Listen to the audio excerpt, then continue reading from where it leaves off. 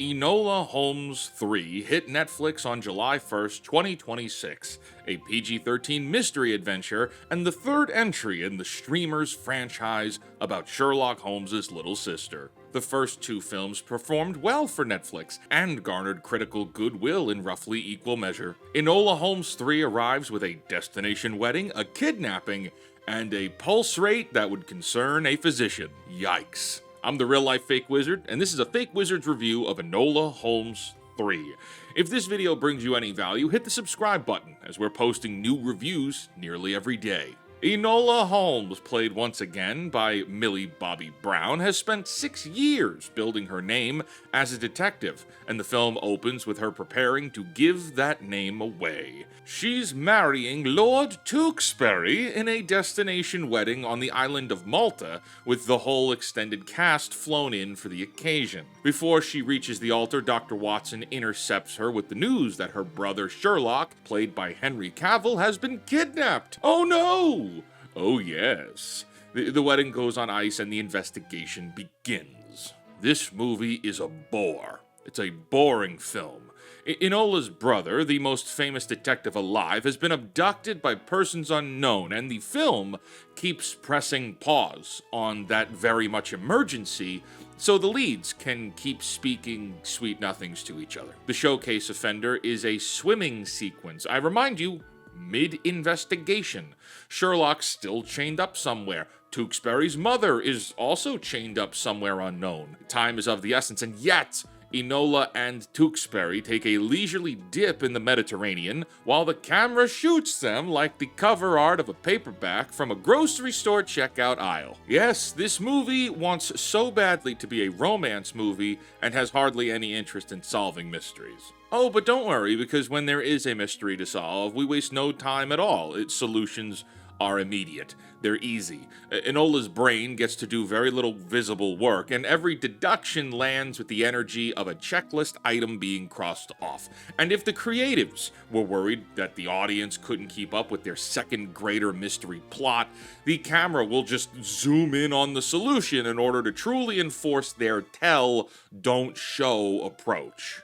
At exactly 43 minutes in, I had to pause the film, which up until that point, I was much more forgiving with, specifically to write out a series of notes. The villain gets Enola exactly where she wants her. A rope loops around Enola's neck from above and hoists her up, Enola strangling, feet off the ground with 0 counters available. It is a maximum villain victory. Roll credits on the franchise, Enola's done. She lost. She dead. Except the villain then jumps down, releases the pressure, lets Enola free herself in roughly a second and a half, and proceeds to villain monologue the entire operation to the one person on Earth whose job is discovering that plot. Up until this scene, the film had managed a workable tone, lighthearted and kid-friendly, while staying serious enough to be taken kind of seriously. This scene destroys the movie from that point forward. A villain who wins completely and then hands the win back for the sole purpose of explaining themselves belongs in a Saturday morning cartoon with a mustache to twirl. The first two films had plot holes too. The difference is they moved fast enough that you kind of forgave them. Not really, but this one is the most egregious. And so to summarize so far, we have a poorly written romance story packaged in with a poorly written mystery, all tethered together to Sherlock Holmes characters. We're not off to a good start. And even then, the first two films are not that good either. But with Enola 3, you're also going to see some social messaging about the sins of the British Empire. So if that's the kind of thing that tends to wear on you, consider yourself warned. For the parents asking whether it's okay for the kids to watch this, because this is very much angled as a film for little girls in middle school, it's mechanically safe. It's got a PG-13 rating, but it's soft about it. Whether the messaging is a feature or a bug in your household, that is your call to make. Full disclosure on my motives here, I am only watching this because I miss Henry Cavill, and the film's smartest device kind of agrees with me. It puts Sherlock's voice inside Enola's head as a Jiminy Cricket conscience that she has. While she's working and trying to deduce solutions, it's Sherlock's voice to challenge her assessments and guide her. The choice here is a nice touch, and it accidentally indicts the whole enterprise because the disembodied voice of Henry Cavill is more compelling than most of what happens on screen. The man has now spent 3 films playing a warm, quietly funny Sherlock Holmes in someone else's franchise in what amounts to a reoccurring cameo. Yeah, somewhere in a parallel timeline to ours, there's a proper Henry Cavill Sherlock Holmes film.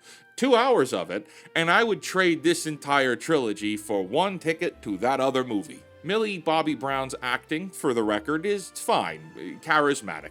If you like Millie Bobby Brown's acting from other things, this will match it. Though I really see her more like Dwayne Johnson myself now.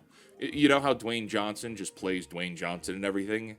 Yeah, it's the same thing with 11 here. Enola Holmes 3 streams on Netflix at no cost beyond the subscription you might already have.